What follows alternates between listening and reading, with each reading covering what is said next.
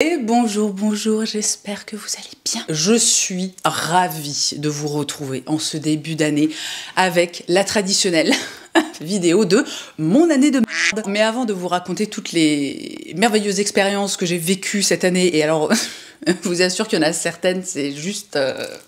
J'ai bien évidemment envie de vous souhaiter une très belle année. Je vous envoie tous mes meilleurs vœux. Que l'année 2025 vous apporte ce dont vous avez, j'ai envie de dire envie, mais surtout besoin. Personnellement, je commence cette nouvelle année dans un mood, j'ai envie de dire, absolument radieux. Alors on en reparlera, hein, parce que là on va avoir toute la série des vidéos de début d'année, donc j'avais envie de commencer avec celle-ci parce que vraiment c'est ma préférée. Mais sachez que les prochains jeudis, on va avoir les favoris de 2024, mes favoris make-up, mes favoris mode aussi évidemment. Sans plus tarder, on y va comme tous les ans, on va procéder mois par mois. Alors et comme tous les ans aussi, je vais faire le petit disclaimer. Cette vidéo a une visée, on va dire, assez alors humoristique, oui et non, parce qu'il y a des choses dans le tas, si tu veux, c'est pas hyper drôle, mais l'idée, c'est absolument pas de me plaindre et de dire que ma vie est horrible. L'idée, c'est juste de vous raconter tous les trucs de merde que j'ai vécu en 2024 et que globalement on se fend de la poire parce que c'est des choses, si vous voulez, qui sont dans l'absolu pas très graves, qui n'ont pas eu des conséquences dramatiques sur moi, sur ma vie, sur mes proches ou quoi au caisse. Et quand t'es sorti des trucs en question, que t'as pris un petit peu de recul, au final, c'est assez drôle. Je commence donc avec le mois de janvier. Alors, il faut savoir aussi, enfin peut-être que vous n'êtes pas au courant, c'est peut-être la première fois que vous regardez une de ces mythiques vidéos. Si vous passez un bon moment jusqu'à maintenant, n'hésitez pas à vous abonner. Donc il faut savoir que je prends des notes tout au long de l'année parce que c'est vraiment... en fait, c'est des choses que tu oublies sinon, parce que voilà, globalement, il y a des trucs qui sont assez... enfin, qui sont vraiment merdiques sur le moment, mais qui restent assez anecdotiques. Donc si tu les notes pas, tu vois, à la fin de l'année, quand tu réfléchis, bon, tu retrouves deux trucs, et ça fait une vidéo qui est pas drôle, tu vois. Mais donc, je commence au mois de janvier. Alors, on est vraiment au cœur du mois de janvier, hein, si je me souviens bien. Il fait froid, ça je m'en souviens très nettement. Je suis en train de dormir, il est environ 2h du matin, quand mon mec me réveille. Il me réveille pas parce que, je sais pas, il y a un problème avec un de nos enfants, ou parce qu'il se sent mal ou quoi au caisse. Il me réveille parce qu'il pense qu'on a oublié le chien dehors. Et je ris, mais vraiment, encore une fois, sur le coup, on ne rigole tellement pas. Il faut savoir que donc, encore une fois, je replace le contexte, on est en plein mois de janvier, et c'est pas une journée, là par exemple, aujourd'hui je tourne, alors il fait pas beau, mais il fait, je crois, 9 degrés, donc c'est une température, voilà, qui est correcte. Cette nuit-là, il fait -6. Si vous ne connaissez pas mon chien, je vous insère une photo de mon chien. On est donc sur un minuscule chihuahua qui fait, bon, là c'est l'hiver, avec tous ses poils d'hiver, etc. Il doit faire 3 kilos, le truc. Donc je vous laisse imaginer qu'il est 2h du matin, que nous, globalement, on va se coucher vers 21h, 22h. Donc clairement, on se dit que si on a oublié notre chien dehors, en fait, le type est juste mort. Je ris, c'est pas drôle. Et donc, avec mon mec, on fait 2 équipes de 1. Il y en a un de nous qui va dehors et l'autre qui va à l'intérieur. Donc, je cherche absolument partout. Mon chien a beau avoir des paniers, des trucs comme ça, il adore se coucher dans des endroits, mais complètement improbables. J'avais fait une vidéo un jour, j'avais raconté cette anecdote sur Instagram où j'expliquais qu'en fait, on avait passé, je pense, 1 heure à chercher notre chien, où encore une fois, on pensait soit qu'on l'avait oublié dehors, qu'il s'était enfui, qu'on nous l'avait volé. En fait, le type était juste couché dans mon armoire et j'avais refermé la porte. Genre, j'ai mis 1 heure à le retrouver. Donc là, je cherche absolument partout. En dessous du lit, dans mon armoire, dans tous les petits recoins de la maison. Je ne trouve pas le chien. Mon mec est dehors. Encore une fois, il fait -6. Il ne trouve pas le chien. Donc moi, c'est clairement le moment là où je commence à angoisser, où je m'imagine retrouver notre pauvre petit chien tellement mignon et tellement gentil, genre mort dans le jardin parce qu'on a oublié, tu vois, parce que genre on l'a laissé sortir et que on a zappé, on allait se coucher, on a fermé tous les volets, genre on l'a abandonné dehors. Mon mec ne le trouve pas à l'extérieur, mais il continue à chercher et moi je décide en fait, donc vraiment pétri d'angoisse, hein, imaginez-vous la scène, je décide de refaire un tour de la maison, donc je recommence, tu vois, je regarde sous le lit, je regarde dans absolument tous les coins et je finis par retrouver ce putain de chien qui s'était en fait couché dans un bac, tu sais, un bac, vous voyez les bacs trop face Ikea, un bac assez haut dans lequel il y avait, je sais plus, des trucs textiles, des vêtements, des je sais pas quoi, tu vois. En fait, le type était couché là-dedans, il avait réussi, sachant que vraiment il est tout petit et puis il commence à être un petit peu vieux, donc il arrive pas, il saute pas très haut, tu vois, mais il avait réussi à sauter dans le bac et il était un peu, vous voyez, le bac était pas complètement rempli, enfin bref. je retrouve le chien, donc je ressens, je vous laisse imaginer, un soulagement, je ne sais même pas si le mot est assez fort, un soulagement quasiment sans commune mesure, mais aussi une espèce de... Putain, une espèce de colère, parce que je vous laisse imaginer que le chien, on l'appelle, tu vois, alors évidemment on hurle pas parce que nos enfants sont en train de dormir. Est-ce que tu penses qu'à un moment, le type, tu vois, se serait manifesté en entendant qu'on le cherchait? Évidemment que non. Anecdote suivante, alors c'est vraiment un tout petit truc, mais... pour moi, ça représente un peu la quintessence de ce genre de vidéo. C'est vraiment le truc de merde où tu te dis putain, mais pourquoi? Nous sommes toujours au mois de janvier et je décide de me faire, alors techniquement, repercer les troisièmes trous dans mes oreilles. Donc je me fais percer les oreilles, je fais ça vraiment avec un perceur, donc avec une aiguille, etc. Il met la boucle d'oreille qui est donc, vous savez, c'est cette espèce de tige avec l'arrière qui est plat et une petite bille qui se visse à l'avant. Même si c'est un reperçage de trous, entre guillemets, on est quand même finalement sur un piercing qui est quasiment tout neuf, quoi. Donc je fais vraiment bien attention à bien nettoyer, bien désinfecter, tourner le machin, etc. Le type m'avait dit, le type qui m'a repercé les oreilles, m'avait dit, tu penses de temps en temps à resserrer les boules pour éviter, tu vois, quand tu passes le coton-tige, etc., que la boule se dévisse et que tu la perdes. On est 2 jours après que je me sois fait repercer les oreilles, je suis dans ma salle de bain, au-dessus de mon lavabo, vous le voyez venir, en train de nettoyer ma petite boucle d'oreille, et puis d'un coup j'entends ping, et une petite chose comme ça qui tombe au fond du siphon de mon lavabo. Je vous le donne en mille, c'était la boule de ma boucle d'oreille. Évidemment, ce jour-là, c'était un lundi, donc le perceur était fermé. Qui plus est, on partait le matin même à Lyon, donc je me retrouve avec mon piercing tout frais, qui n'a plus de boule, qui ne tient plus, et si je me souviens bien, je crois que je fais une espèce de micmac où je mets du scotch. Alors au final, ça se finit très bien. Au pire du pire, c'était pas bien grave, vous allez me dire, enfin on est entièrement d'accord. Mais je finis en arrivant à Lyon par trouver un perceur qui est ouvert, par racheter un piercing, je demande à la nana qu'elle me le change. Et c'est réglé, mais vraiment, c'est le genre de truc, tu te dis, mais pourquoi, en fait, pourquoi je suis obligée de me coltiner des trucs pareils dans la vie? Est-ce qu'on a vraiment besoin de ça? Et pour finir, au mois de janvier, donc je vous le disais juste avant, on avait passé un petit séjour à Lyon, et au moment de rentrer, donc j'imagine que c'était un dimanche, on quitte Lyon, on est en voiture, il faut savoir que c'est quoi? C'est peut-être 4 heures, allez, maximum, je dirais 5 heures de route, donc c'est bon, c'est un peu long, mais c'est pas non plus infernal. On prend la route, la première heure, je pense, tout se passe bien, et puis d'un coup, si je me souviens bien, l'autoroute est barrée. C'est-à-dire que vraiment, l'autoroute est fermée. On réalise qu'en fait, c'est en janvier de l'année dernière, janvier 2024, il y avait eu, je ne sais pas si vous vous souvenez, énormément, les agriculteurs avaient beaucoup manifesté. Alors je ne sais plus quel était l'objet de leur manifestation. Toujours est-il qu'ils n'étaient pas contents du tout et qu'ils avaient bloqué plein de routes en France. Donc l'autoroute est bloquée, alors on sort de l'autoroute, et là, mon Dieu, mais alors le périple, on se retrouve, mais limite à traverser toutes les routes et tous les bleds de France et de Navarre. On a mis plus de 7 heures pour rentrer de Lyon. Il y avait une ambiance dans la bagnole, genre ma fille, elle était ultra saoulée, mon mec et moi, je sais plus, on avait dû à moitié s'engueuler, enfin parce que en fait tout le monde était genre ultra stressé, on avait complètement ras le cul d'être dans cette bagnole et de mettre 7 heures à rentrer de Lyon, alors que normalement on en met 4. Et pour couronner le tout, un moment sur la route, on se prend un énorme caillasse dans le pare-brise qui se fissure en deux, sachant que le pare-brise avait été changé 6 mois auparavant.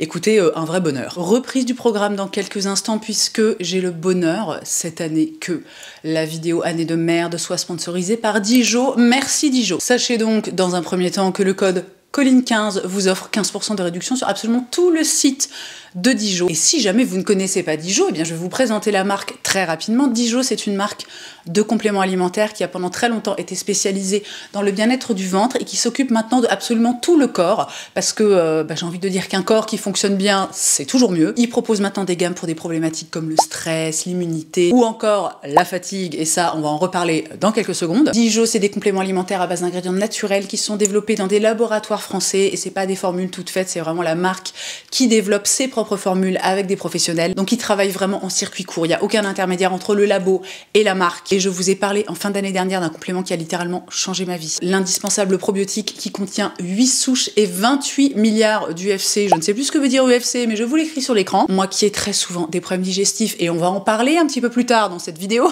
vous n'allez pas être déçus, qui avait une problématique, j'ai même plus envie de dire récurrente, mais quasiment quotidienne, de ballonnement, de ventre douloureux, enfin vraiment le truc, mais relou. Ce que contient ce petit flacon a, et je pèse le mot, vraiment, j'insiste, ça a changé ma vie. Et alors, nouveauté pour moi, vous le savez peut-être, mais j'ai terminé l'année 2024. J'ai même plus envie de dire sur les rotules, je l'ai terminé, tu sais, sur les hanches, quoi, tu vois, sur les épaules. Enfin, vraiment, ça n'allait pas du tout. J'ai enchaîné les maladies. J'étais, mais complètement KO, épuisée. Du coup, j'en ai profité pour leur demander de m'envoyer leur gamme anti-fatigue, parce que je me suis dit, si là, c'est pas à propos, bah, ça ne le sera jamais. Depuis mi-décembre, je teste donc cette gamme anti-fatigue. Alors, écoutez, ça m'a retapé, mais comme jaja. Donc, dans cette gamme, on trouve l'indispensable probiotique, qui est vraiment un truc, c'est un pilier dans ma vie, hein, mais aussi le glutamine boost qui contient, comme son nom l'indique, de la glutamine, ce qui permet en fait de soutenir les intestins et d'avoir des intestins en bonne santé, mais aussi le complexe vitamine pour soutenir le métabolisme énergétique et réduire la fatigue. Et alors ça, vraiment, je pense que ça a été le game changer. Je me suis remise, mais quasiment en un claquement de doigts. Ça m'a vraiment aidé à me remettre, à retrouver de l'énergie. Donc si jamais c'est éventuellement une problématique que vous rencontrez en ce début d'année, parce que les débuts d'année en règle générale c'est jamais facile, et que vous avez envie peut-être de tester une petite cure, vraiment n'hésitez pas, n'oubliez pas le code Colline15 qui vous offre 15% de réduction sur absolument tout le site. Merci à Dijon d'être mon premier partenaire de l'année. Et sur ces bonnes paroles, on retourne au programme. J'ai envie de dire, au programme de merde. Au mois de février, on n'a qu'une seule anecdote, enfin tout du moins que j'ai notée et dont je me souvienne, mais alors... mais tellement relou. Un matin, tout le monde se prépare pour sa journée, donc les enfants pour aller à l'école, nous pour travailler, etc. Et puis d'un coup, mon fils nous appelle et nous dit « Il y a plein de sang dans l'entrée !» Donc là déjà tu te dis ah qu'est-ce que c'est que ça? Donc je descends dans mon entrée et là le sol est je crois que j'avais tourné une vidéo, je verrai si je la retrouve. Le sol est nappé de sang. Donc immédiatement, je comprends que c'est mon chat qui doit saigner, qui doit avoir une de ses pattes qui saigne. Donc je me dis, qu'est-ce que c'est que ce bordel? Sur le coup, on se dit, bon, elle a dû se blesser, ça va se refermer, voilà, ça va bien se passer. Et puis en fait, il s'avère au fil de la journée que vraiment qu'elle continue à saigner. Alors c'était pas, si vous voulez, des litrons, hein, mais vraiment à chaque fois qu'elle marchait, elle mettait du sang absolument partout. Et je vois en fait que la plaie ne se referme pas, enfin même pas un tout petit peu. Donc qu'est-ce que je fais? Évidemment, j'appelle mon vétérinaire qui nous dit bah, venez à 15h. 15h arrive, j'empacte le chat, je vais chez le vétérinaire regarde sa patte, il voit pas grand chose, il me dit bah écoutez, voilà, ça peut venir de plusieurs choses. Il me dit bon, je vais l'anesthésier et vous venez la récupérer en fin de journée. Donc déjà, au moment où il prononce le mot anesthésie, je sais qu'on passe dans un tout autre level, si vous voulez, niveau facture. Donc déjà, je suis là, je laisse Pompon chat chez le vétérinaire, je rentre chez moi, quelques heures plus tard, mon mec va la récupérer. En se délestant au passage de, je crois que c'était 345 €, on récupère le chat avec un bandage géant, un truc, mais pas possible. Je vous insère des images, j'ai peut-être même encore des vidéos. Le chat est encore à moitié anesthésié, donc on le récupère dans sa caisse et le vétérinaire nous dit laissez-la dans sa caisse le plus longtemps possible, le temps que l'anesthésie vraiment disparaisse complètement. Donc on pose le chat en plus un petit peu en hauteur parce que sinon notre chien vraiment est hyper relou et il va la faire chier et il gratte à la caisse et c'est l'enfer. Donc elle est dans sa caisse, de temps en temps elle miaule comme ça vite fait, mais tu vois qu'elle est complètement dans les vapes. On est à table, on l'a vraiment, si vous voulez, en visu. D'un coup, allez savoir ce qui se passe. Le chat défonce la porte de la cage et s'enfuit. Sauf que, évidemment, elle est encore à moitié anesthésiée et elle a un pansement de 45 cm sur une de ses pattes. Donc, elle se casse la gueule, elle essaie de... Enfin bref, c'est un fiasco absolu. Il me semble qu'elle va se mettre dans un coin et qu'au final, on la laisse tranquille, on la remet pas dans sa caisse. Le lendemain, elle est globalement assez en forme, même si vraiment... Non mais ce bandage... Mais je ne sais pas quel serait l'équivalent en fait pour un humain, un truc pareil. Et donc, par rapport à ce qu'elle a eu, si vous voulez, c'est un petit peu flou. La théorie de notre vétérinaire, c'est que potentiellement, elle a pu être empoisonnée, alors pas forcément de façon directe, elle a pu manger une souris ou un truc. Toujours est-il que son sang coagule mal et que c'est pour ça en fait qu'elle arrêtait pas de saigner. Et donc, par rapport à ce potentiel empoisonnement, tout du moins à son sang qui coagule pas ou tout du moins mal, on doit lui donner un traitement pendant 1 mois. Le traitement étant composé, si je me souviens bien, d'une espèce de pipette et je crois qu'il y avait des espèces de petits cachets. Il y avait un des deux, la première semaine, qu'il fallait lui donner 3 fois par jour. Là, je vais vous lire mes notes parce que je pense que ce sera beaucoup plus représentatif de la réalité. J'ai donc écrit jour 2, la panique. Elle ne veut pas prendre les cachets. Je les mets dans du tartare, dans de la saucisse. Je lui mets dans la gueule, elle le recrache. Le cachet se désintègre. J'essaie le deuxième médoc avec la pipette. C'est ça. Donc il y avait un petit cachet, il y avait une petite pipette avec un truc liquide. J'essaie le deuxième médoc avec la pipette, elle s'énerve et me crache à la gueule. J'enchaîne ensuite en disant j'essaie de lui enlever le pansement, mais il est collé à ses poils. Il faut que je coupe. Et pareil, elle finit par s'énerver, j'ai peur qu'elle m'éborgne. Et je termine en écrivant, je finis par aller acheter de la pâtée en pleurant dans ma voiture. C'était vraiment... Mais la scène, je vous laisse imaginer, enchaîner les trucs, hein, les uns derrière les autres, j'étais vraiment... Je me revois dans ma voiture, me dire, bon, bah, je vais aller acheter de la pâtée, tu vas être là en train de pleurer. C'était pathétique. Mois de mars, alors, je l'ai intitulé « Le mois de l'horreur ». Alors, qu'est-ce qui s'est passé au mois de mars? Là encore, je vais vous lire mes notes pour qu'on soit vraiment dans quelque chose de très proche de la réalité. J'enchaîne ovulation et SPM ultra-vénère pendant quasiment 15 jours. Alors, vous le savez peut-être ou pas, j'ai un trouble dysphorique prémenstruel. Alors, à l'époque où je vis ce mois de mars 2024, je ne suis pas encore au courant. J'ai un SPM ce mois-là, je me souviens, qui est vraiment horrible, c'est-à-dire que j'ovule et le lendemain, en fait, je tombe en SPM et dans un truc vraiment extrêmement violent où je suis excessivement déprimée, voire même, j'ai envie de dire, dans un état dépressif. Je passe mon temps soit à être ultra vénère, soit à être complètement apathique, soit à pleurer. Le 19 mars, mes règles commencent en fin d'après-midi et là aussi, je m'en souviens, je me revois dans la cuisine parce que moi, plus les années, en fait, allaient et plus j'avais des règles douloureuses. Donc je me revois dans ma cuisine en fin de journée, vous savez, quand il faut faire à bouffer, enfin tu vois que t'as un peu le rush, vous savez ce qu'on appelle le tunnel de fin de journée. Oh, j'étais là, mais je souffrais le martyre, j'avais mal en fait du bas du ventre jusqu'aux genoux. J'écris ensuite, et ça je m'en souviens aussi très bien, que je finis en pleurs. Je crois que ce soir-là, mon mec me dit, en fait, va te coucher. La nuit qui suit, je suis réveillée par la douleur. Je reste réveillée de 3h à 5h du matin en PLS avec ma bouillotte. Un vrai bonheur. Le 20 mars, règle encore un peu douloureuse. J'espère que je serai en forme pour mon voyage à Amsterdam et surtout le concert de John Mayer qui est le lendemain. 20 mars au soir, je commence à me sentir un peu mal, genre courbature, la peau hypersensible, un peu mal à la gorge. Vous savez, cette sensation de peau, mais de toute la peau, tu vois, qui est vraiment dans une espèce de sensibilité comme ça, extrêmement désagréable. Typiquement, l'exemple que je donne toujours, désolée pour les détails, mais c'est vraiment cette sensation quand tu t'assieds sur la cuvette des toilettes, qui est un peu froide, de...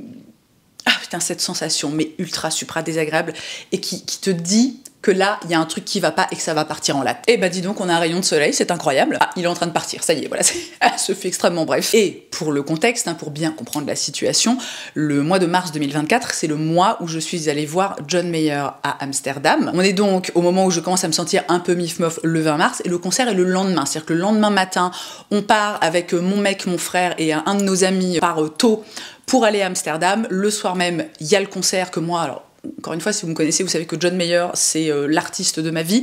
Je n'écoute quasiment que ça. Donc, j'attends ça vraiment avec une impatience. Enfin, c'est vraiment quelque chose que je n'ai pas envie de louper, quoi, si tu veux. Et donc, je me réveille le 21 mars, le jour du départ. Et là, cash, tu vois, je sors de mon lit et je me dis, oula, ça va pas super. Et là, évidemment, j'ai de la fièvre. Je lis la suite du séjour. Cette journée du 21 mars, au final, je m'en sors pas trop mal. J'ai pas une fièvre qui est très vénère. Je m'en sors en fait en enchaînant, vous savez, je sais plus si je prends de l'ibuprofène ou l'autre truc là. J'enchaîne en fait au cours de la journée pour pas que la fièvre monte trop. Et j'arrive à être globalement assez en forme, même à profiter de la journée à Amsterdam. Le soir, on va voir John Mayer et c'est absolument fabuleux, c'est génial, etc. Le reste du séjour se passe globalement assez bien. Et le dernier jour, en fait, j'ai une de mes cousines qui vit à Bruxelles et en fait, on décide avant de rentrer chez nous, on décide de s'arrêter à Bruxelles pour voir ma cousine. Donc on arrive à Bruxelles, on passe une soirée avec ma cousine, c'est hyper sympa, tout ça, je sais plus qu'est-ce qu'on mange, on prend l'apéro, puis je crois qu'on mange des pâtes, ou vraiment très chill, très cool, et puis le soir on rentre donc dans notre Airbnb, et au moment d'aller me coucher, tu sais, j'ai un peu mal à l'estomac, tu vois, je me dis, ah tiens, il y a un truc, tu sais, qui passe un peu mif-mof, mais rien de dramatique, je me dis ça va aller, en plus je suis un peu fatiguée, je vais dormir, demain matin ça ira bien, quoi. 5h du matin. Je me réveille, j'ai mal au ventre, mais c'est lunaire. 5h05, je vomis littéralement mes tripes et boyaux. Ça me fait rire que j'ai écrit les timings, mais vraiment je vous jure que c'était ça. Donc 5h05, je dégobille tout ce que je peux. 5h07, je me brosse les dents. 5h10, je suis au lit. 5h14, je me rendors. Voilà. Et ça, il faut savoir. Et vraiment, cette année, j'ai envie un petit peu de creuser de ce côté-là, parce que moi, j'ai un système digestif qui est assez... ça fait très très longtemps, hein, qui est assez fragile. Et c'est le genre de choses qui m'arrive quand même de façon... alors, je dirais pas régulière, dans le sens où c'est tous les mois, tu vois, mais c'est vraiment quelque chose qui est globalement... enfin, vraiment, ces 10, peut-être même 15 dernières années, c'est quelque chose qui est assez récurrent dans ma vie. C'est-à-dire que pour une raison complètement inexplicable, c'est-à-dire que tu sais pas d'où ça vient. D'un coup, en plein milieu de la nuit, je suis malade, je gerbe. Et après, c'est bon, ça va mieux, tu vois. Donc, ce séjour à Amsterdam et Bruxelles, alors j'en garde vraiment un très très bon souvenir. Mais par contre, quand même, c'était un peu la galère, quoi. On arrive au mois d'avril et alors là, mon Dieu, il y a une anecdote. Mais quelle horreur. Premier truc de merde du mois d'avril, bon, sachant qu'il n'y en a que 2, vous savez que moi je suis si vous me voyez parfois, surtout sur Instagram, un peu cuisiner, etc., moi je suis une immense adepte de la mandoline. Je trouve que c'est vous savez, je vous insère une image de la mandoline. Super slicer aussi pour les gens qui regardaient le téléachat dans les années 2010, on va dire ça comme ça. Moi j'adore cet outil, c'est un truc que j'utilise mais quasiment toutes les semaines pour cuisiner.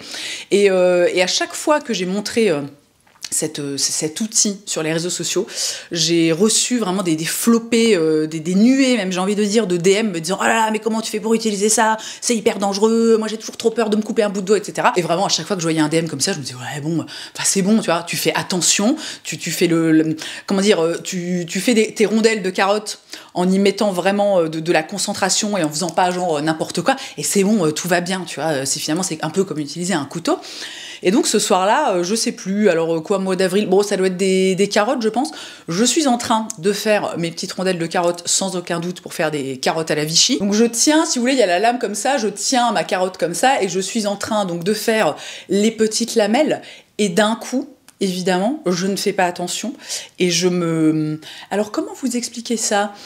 Je me tranche en regardant l'épaisseur de mon doigt, un quart du doigt. Mais vous voyez, c'est-à-dire qu'en fait, la lame traverse mon ongle, me coupe l'ongle, elle rentre donc dans la chair de mon doigt, et alors là, non mais je me souviens, en plus, oui, alors voilà, c'était ça, on était un dimanche, ma mère venait manger, je crois qu'on avait dû se lever un peu à la bourre, et en fait, j'étais, ce qui est complètement débile, mais j'étais hyper stressée, tu vois, je voulais faire les choses vite, etc., pour pouvoir, je sais plus, ranger un peu le salon, ou des trucs, c'est vraiment complètement con, quoi, et vraiment, bon, c'est sûrement pas très parlant comme ça, mais je pense que je passe vraiment pas loin de me couper vraiment le bout du doigt, mais un morceau, tu vois, genre conséquent, et qu'à mon avis, on n'aurait pas pu recoller, tu vois. Je crois même, franchement, ça m'étonnerait pas que je dois pleurer, je pense, en faisant un pansement. Évidemment, en plus, je pisse le sang, enfin, c'est infernal. Après ça, je me souviens, je suis obligée de je garde un sparadrap pendant hyper longtemps, parce que c'est vraiment, en fait, j'attends que mon ongle repousse pour pouvoir le couper. Enfin, le truc, mais nul, tu vois, juste si j'avais été moins stressée, que j'avais plus pris mon temps, ce ne serait jamais arrivé. Alors sachez que depuis, j'ai acheté, vous savez, les gants là, en espèce de côte de maille, et que je n'ai plus jamais utilisé la mandoline sans mettre le gant en côte de maille. Quand même, globalement, on essaie un petit peu d'apprendre de ses erreurs. Nous arrivons maintenant à la pire anecdote alors je sais pas si c'est celle de tous les temps, tu vois, par exemple, de toutes les vidéos Mon année de merde confondues, mais vraiment une horreur. On est au mois d'avril, on prend l'avion à Francfort pour aller en Californie, pour aller rejoindre nos meilleurs amis qui nous attendent là-bas, donc vraiment, c'est super, on est hyper contents, tout ça. Pour le contexte, il est important de savoir que moi, j'ai très peur de l'avion, et ce, depuis très longtemps. Alors, on n'est pas non plus dans quelque chose de phobique, si vous voulez, au point où je n'arrive pas à prendre l'avion. Donc, je prends l'avion depuis des années, mais vraiment, à chaque fois, ça me coûte, je passe vraiment pas des bons moments. Je kiffe pas l'avion au point où, pour ce voyage, j'ai repris exactement, en fait, le même vol pour avoir le même avion avec la même compagnie que le voyage qu'on avait fait l'année précédente, donc toujours en Californie, parce que le vol s'était extrêmement bien passé, qu'on avait, comment il s'appelle, un Boeing 700, enfin un gros, vous savez, c'est l'équivalent en fait de l'Airbus A380, mais chez Boeing. Donc c'est un très très gros avion avec 2 étages, et je me souviens en fait l'année précédente, donc en 2023, quand on était arrivé à la porte d'embarquement, que j'avais vu cet avion, vraiment, en fait j'avais ressenti une telle, est-ce que réassurance c'est le terme, je ne sais pas, mais en fait j'avais été tellement rassurée de voir ce gros machin là. Et encore une fois, le vol s'était extrêmement bien passé. Donc en avril 2024, quand on prend les billets pour aller donc rejoindre nos amis en Californie, je dis ok, donc là vraiment je check absolument tout, on prend la même compagnie, le même horaire, je vais vérifier que c'est bien cet avion exactement, enfin ce modèle d'avion qu'on va avoir, et du coup j'y vais vraiment alors hyper sereine, j'irai peut-être pas jusque là, mais j'y vais tu vois, c'est cool. Voilà, j'ai pas trop d'angoisse avant de monter dans l'avion. Alors il y a toujours le décollage pour moi qui est un petit peu compliqué. Mais après, donc on est dans l'avion, le vol se passe mais hyper bien, j'ai envie de dire une mer d'huile, et le vol arrive à sa fin, on s'approche de Los Angeles, l'avion commence à descendre. Alors ça, il faut savoir, bizarrement, moi pendant très longtemps, le moment en fait où tu sens que l'avion est en train de descendre, donc perd en altitude, juste qu'il entame sa descente en fait vers l'aéroport, c'est toujours un moment que j'adore parce que je me dis putain, c'est bientôt fini, on est en train de se rapprocher du sol, youpi.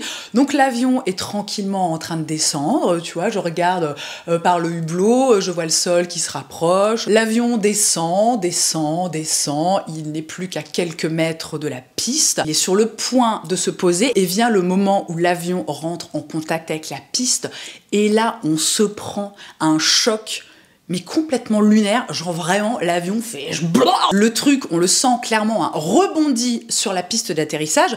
Alors moi ça dans l'absolu, l'atterrissage est un peu, voilà, il est un peu costaud, il est un peu violent, mais dans l'absolu je sais que c'est des choses qui peuvent arriver. Je suis pas particulièrement mal parce que je me dis bon, ok, c'était un peu vénère, mais on est posé, le vol s'est très bien passé, tu vois, j'ai pas eu de crise d'angoisse, j'ai pas eu particulièrement peur, tout va bien, tu vois. Donc moi je suis là, je souris, et puis je tourne la tête vers mon mec, qui lui me regarde et ne sourit pas du tout, et me dit, en fait, l'avion est en train de redécoller. Et alors à ce moment-là, au moment en fait où je comprends que l'avion est en train de repartir, je vrille complètement, je pars dans une espèce de de crise d'angoisse, je me mets à pleurer, à suffoquer. Non mais vraiment, et là je le raconte, c'était mais horrible. Évidemment mon mec me prend dans ses bras et tout, il essaie de me réconforter, mais je suis en fait en PLS. Le truc qui m'aide à pas partir en fait complètement en vrille, c'est qu'en fait il y a des enfants, il y a beaucoup d'enfants autour de moi.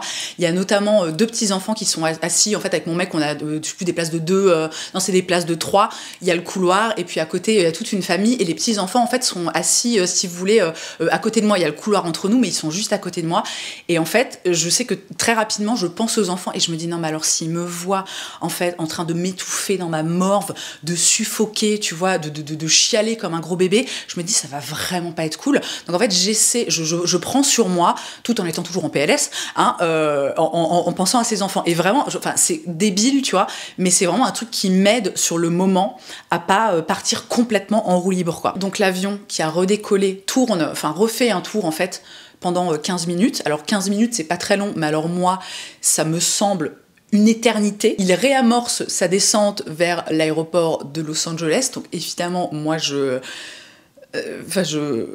écoutez, je ne sais même plus. Je suis dans un état, mais vraiment c'est horrible. Je suis morte de peur. Heureusement, l'avion se pose voilà tout à fait normalement, même plutôt carrément en douceur. On sort de l'avion et globalement tout va bien, on est toujours en vie, enfin tu vois, il y a rien eu de dramatique, mais alors moi je pense que je mets bien en fait 24 heures à m'en remettre. Et alors, le meilleur de l'histoire, je ne sais pas si c'est le meilleur parce que je pense que ça a été encore pire pour moi de voir ça, mais c'est improbable, mais notre atterrissage, donc vraiment l'atterrissage de l'avion dans lequel j'étais avec mon mec, bon, et avec plein d'autres personnes aussi, a été filmé et a été posté sur YouTube. Je vous propose donc que l'on regarde cette vidéo ensemble.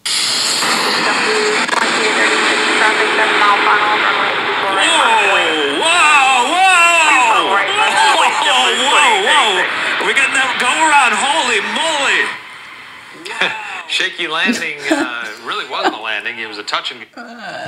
Voilà, alors vraiment j'adore le commentateur, c'est fabuleux. Et ben vous savez quoi, figurez-vous que là en regardant la vidéo, et ben je trouve plus ça aussi impressionnant, c'est marrant parce que ça en fait ça a rajouté pour moi à l'horreur. Alors c'est complètement improbable hein, parce que le soir quand on arrive, je sais plus, mon mec raconte ça à un de nos amis, enfin ils s'écrivent tu vois sur je sais pas sur WhatsApp, enfin bon peu importe, on s'en fout.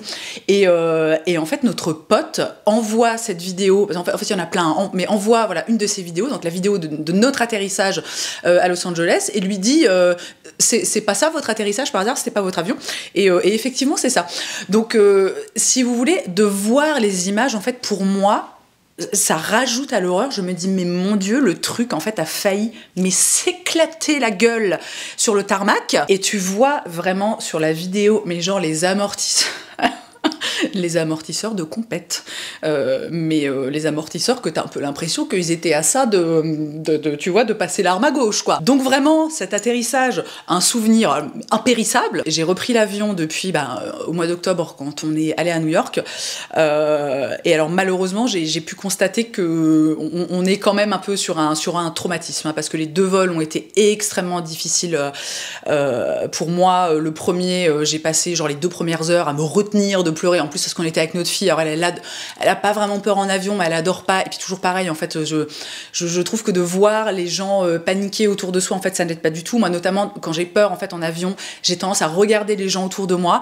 Et globalement, ça me rassure, parce que souvent, ils sont, tu vois, je veux dire, ils s'en foutent, quoi. Tu vois, c'est genre l'avion, il fait genre un tout petit peu comme ça. Moi, je suis en PLS en train de suer toute la flotte de mon corps, et eux, vraiment, ils font leurs mots croisés, ils dorment, ils mangent leur sandwich, voilà, tout va bien, quoi. Mais à l'inverse, voir quelqu'un qui panique, je trouve que pour moi, en fait, c'est quelque chose qui est communicatif, tu vois. Donc, je me souviens, à l'aller, vraiment, je prends sur moi, tu vois, mais j'ai envie de chialer, c'est horrible. Le début du vol, en plus, il est pas hyper calme. Je pense que dans l'absolu, il est très calme, il y a juste des mini turbulences, mais pour moi, c'est genre c'est infernal. Et le retour, l'avion décolle, et en fait là j'arrive même pas à me retenir, tu sais, vraiment je suis là, mon mec me tient la main, et je suis là et je pleure et les larmes coulent toute seule, enfin vraiment c'est horrible. Donc j'envisage très sérieusement d'aller faire le stage chez Air France, hein, puisqu'ils proposent un stage pour les personnes en fait qui ont peur en avion.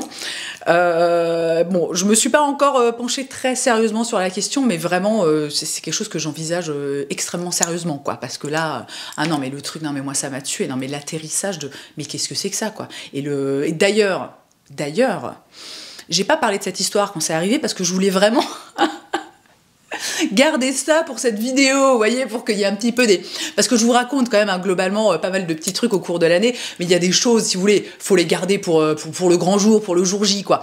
Donc, s'il y a des personnes parmi vous qui sont pilotes de ligne, enfin je sais pas, qui en fait qui sont capables de m'expliquer éventuellement, parce que encore une fois vous étiez pas dans le cockpit, donc vous n'aurez pas vraiment moyen de savoir très exactement ce qui s'est passé, mais s'il y a des personnes qui passent par là et qui sont en mesure de m'expliquer ce qui s'est passé, mais s'il vous plaît, vraiment éclairez ma lanterne, parce que j'ai même pas en fait réussi. J'aurais voulu en fait, en sortant de l'avion, demander aux hôtesses, ou voir éventuellement pouvoir discuter avec le pilote, et en fait j'ai pas osé, mais aussi parce que j'étais voilà, dans tous mes états, que j'étais ultra mal, et le fait de ne pas savoir ce qui s'est passé, de ne pas savoir si c'est grave entre guillemets, ou si c'est un truc en fait ouais, ça arrive, le mec a loupé son atterrissage, je sais pas, il y a eu un coup de vent, il y a eu je sais pas, c'est assez difficile pour moi, et je pense que ça m'aiderait si j'arrivais à comprendre, vous voyez, un petit peu les rouages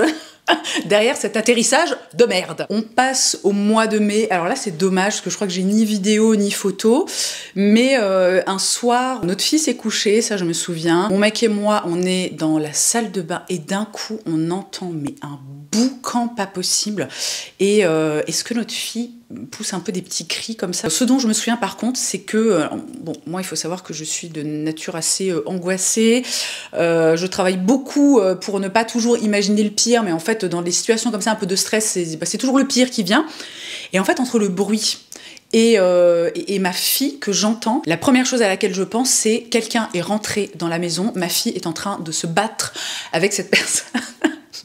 On fait comme on peut avec le cerveau qu'on a, mais toujours est-il que c'est la première chose à laquelle je pense.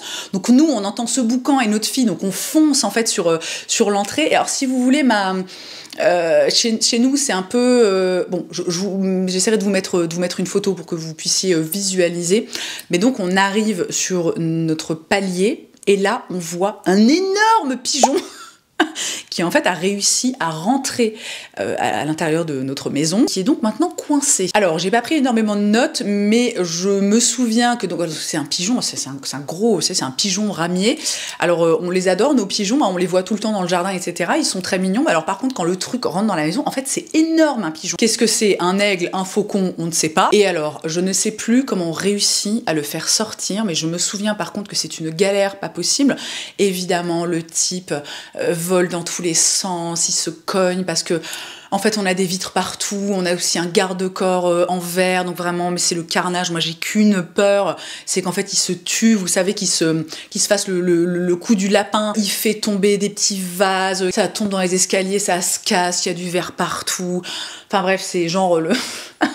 c'est l'hécatombe. Et en plus, vraiment, je sais pas si vous avez déjà... Enfin, quand tu vois un pigeon comme ça dehors, je trouve... Alors, sauf évidemment si t'as peur des oiseaux, je pense à une de mes amies qui est phobique des oiseaux, et alors elle, je pense que littéralement, elle aurait passé l'arme à gauche, hein, ni plus ni moins. Mais il y a quand même une différence entre voir les oiseaux à l'extérieur, je sais pas, dans un parc, dans un jardin, dans la rue, etc., et les voir, en fait, dans un espace confiné. C'est vraiment, en fait, c'est hyper impressionnant. Encore une fois, un pigeon, c'est gros, les ailes, ça fait un bruit de ouf, il se cogne partout, enfin vraiment, mais c'est une espèce de scène de, j'allais dire, de désolation. Bon, n'allons pas jusque-là, mais en fait, c'est hyper impressionnant, et franchement, ça fait peur, quoi. Heureusement, on finit par réussir à faire sortir le pigeon, je ne sais plus, je crois qu'il sort par la porte d'entrée, enfin...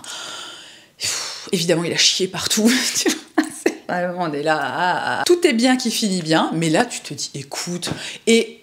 Vous le savez, si vous suivez assidûment, vous savez que nous, en fait, on a énormément de baies vitrées dans notre maison. Et il y a eu toute une période, en fait, où c'était l'hécatombe au niveau des oiseaux. Les uns derrière les autres, en fait, ils s'éclataient dans nos baies vitrées. Donc c'était vraiment horrible. Moi, un jour, j'ai dit maintenant, ça suffit, on va coller des petits stickers, des trucs pas beaux, tu vois. Mais sachez qu'avec le temps, on s'habitue. Bah là, je les vois, bon... Oui, c'est pas génial, mais ça évite quand même globalement... on a beaucoup moins de pigeons, et d'oiseaux morts, si vous voulez, devant nos baies vitrées qu'avant. Et je ne sais plus pourquoi j'étais en train de dire ça, mais allez, on va faire un petit message de prévention, de sauvegarde des oiseaux. Franchement, si vous avez des oiseaux qui ont tendance à s'éclater dans vos baies vitrées, dans vos fenêtres, mettez des petits stickers, quoi. Franchement, les pauvres, c'est vraiment horrible. Combien de fois, en fait, on en a ramassé. Je me souviens un jour, pareil, j'étais dans ma salle de bain, c'était en journée, mon mec arrive complètement paniqué et il me dit putain, il y a un perroquet qui s'est éclaté dans la vitre. Il y a un perroquet, c'est-à-dire mon mec est pas hyper calé en oiseaux puisqu'en fait il s'agissait d'un pivert. Et alors je me souviens d'avoir vu cet oiseau là, un pivert, c'est magnifique, c'est vraiment nous c'est un oiseau qu'on a dans notre jardin, enfin qu'on voit de façon très régulière, moi je le vois souvent et c'est tellement beau, ils ont des couleurs comme ça qui sont magnifiques, et c'est aussi en fait un sacré gros oiseau, j'ai envie de dire, et de voir cet oiseau là magnifique par terre. Alors heureusement il n'était pas mort, je crois qu'il est reparti assez vite, on n'a pas eu forcément besoin de le mettre dans une boîte ou un truc comme ça, mais ça vraiment ça a fait partie des expériences avec les oiseaux où je me suis dit non mais ça suffit, tu vois, voilà, tant pis, en fait on aura des stickers moches sur nos vitres, mais sauvons les oiseaux, quoi.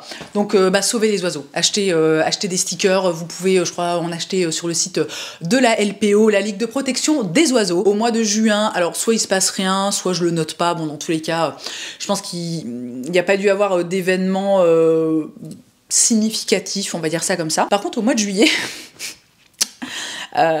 je suis dans mon bureau que donc vous n'avez pas vu depuis un moment, parce que ça fait donc un temps depuis le mois de septembre que vous me voyez que je tourne à nouveau en fait dans ma chambre, puisqu'au mois de juillet un jour je suis dans mon bureau, donc l'endroit dans lequel à l'époque j'avais un ordinateur de bureau, j'avais aussi ma petite table avec mon make-up, j'avais donc ma caméra, c'est là que je tournais mes vidéos. Je suis dans mon bureau et ça faisait un moment que je voyais que voilà dans un coin le papier peint, enfin le papier se décollait un petit peu. Faut savoir que l'année dernière vraiment il y a eu des pluies, mais tout du moins chez nous, mais torrentiel, il a plu, mais pendant des jours, des semaines, des mois, et en fait on sentait qu'il y avait beaucoup d'humidité dans l'air dans une partie de notre maison qui en plus de ça en fait est semi-enterrée. On faisait énormément tourner un absorbeur d'humidité électrique, etc., mais franchement on s'en sortait pas, quoi. Le taux d'humidité restait extrêmement élevé, et ce jour-là je me souviens, je vois ce papier un peu gondolé, je me dis ah là là, il faut quand même que je regarde, quoi, tu vois.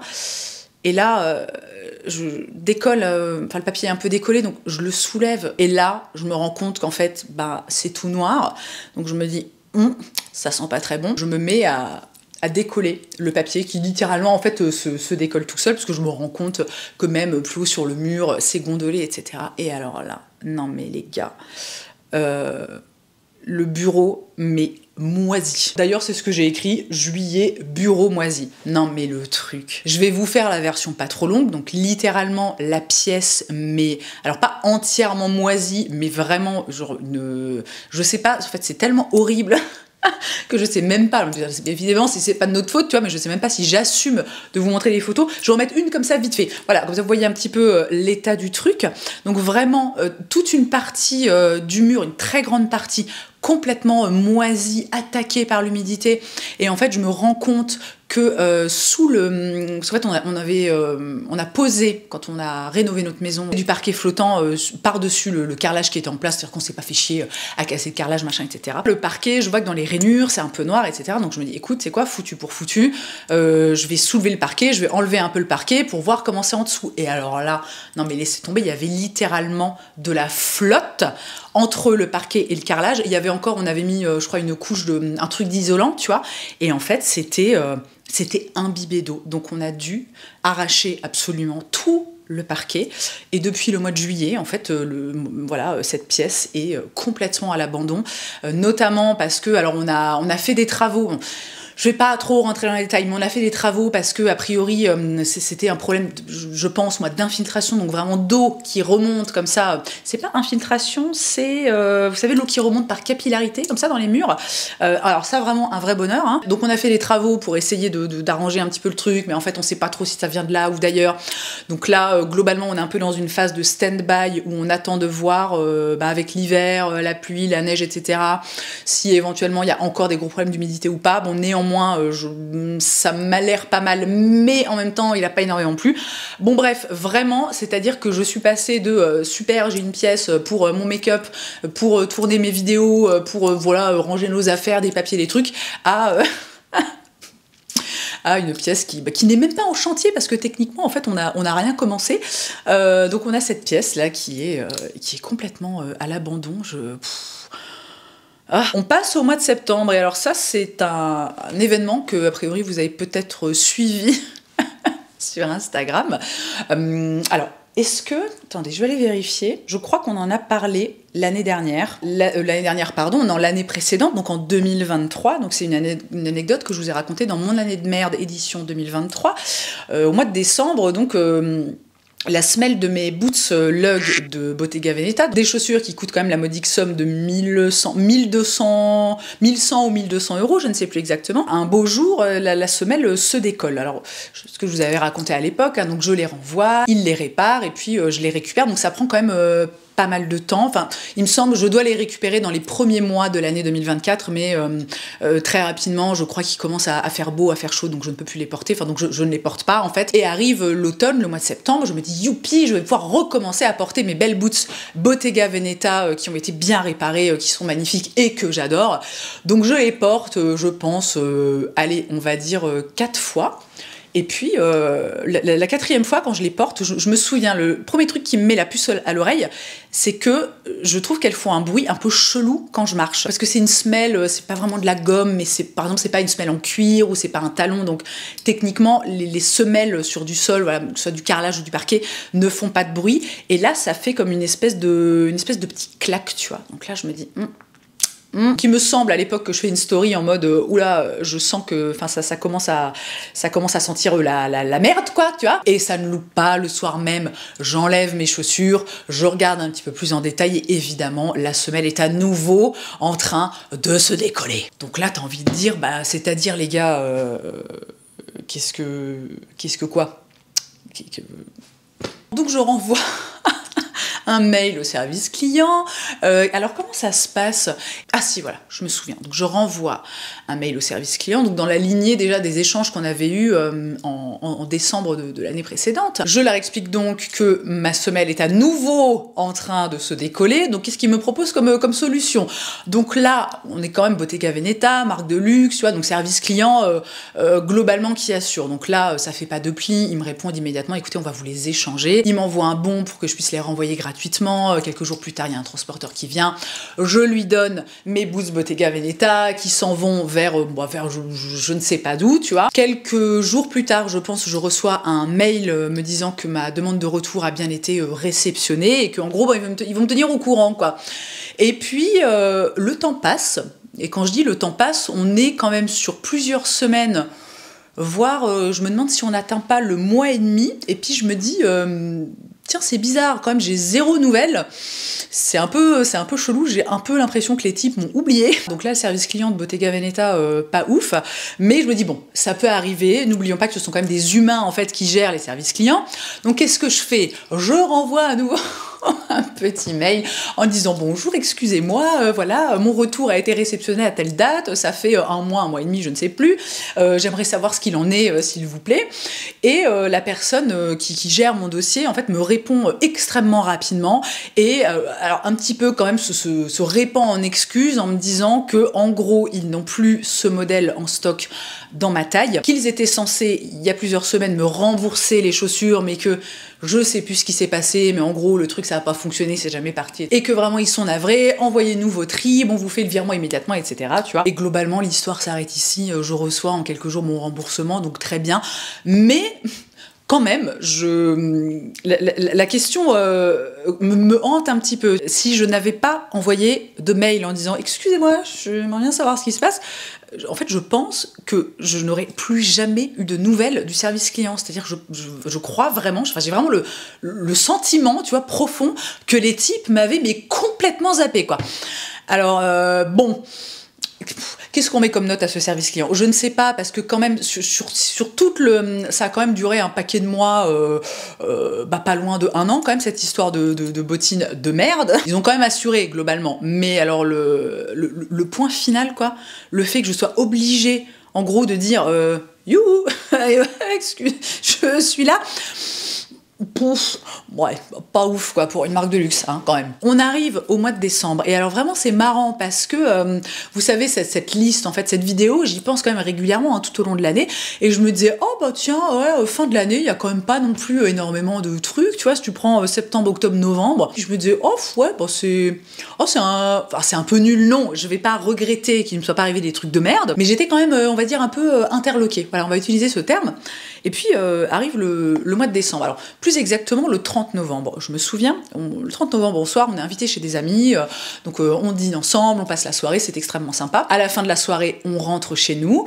Et là, pareil, vous vous souvenez, c'était quoi? Au mois de mars, vous savez, la sensation de peau sensible, la sensation ultra désagréable quand tu t'assieds sur la cuvette des toilettes froides, et ben je ressens ça. Alors pas très vénère, mais je sais que ça m'interpelle. Je me dis le lendemain matin, je me réveille, je me lève, la matinée se passe, j'ai pas particulièrement, tu vois, la sensation désagréable au niveau de la peau est plus vraiment là, alors je suis pas dans une forme éblouissante, mais franchement ça va, tu vois, et arrive, donc on est un samedi, je me souviens, samedi midi, on est à table avec mon chéri, nos enfants, et tu sais, je commence à me sentir pas bien, quoi, un peu difficile à expliquer, mais un peu froid, un peu rien de hyper défini si vous voulez mais ouais, globalement je me sens pas ouf quoi. Ce samedi là il s'avère que en fait je passe l'après-midi toute seule et vraiment je passe tout le samedi sur mon canapé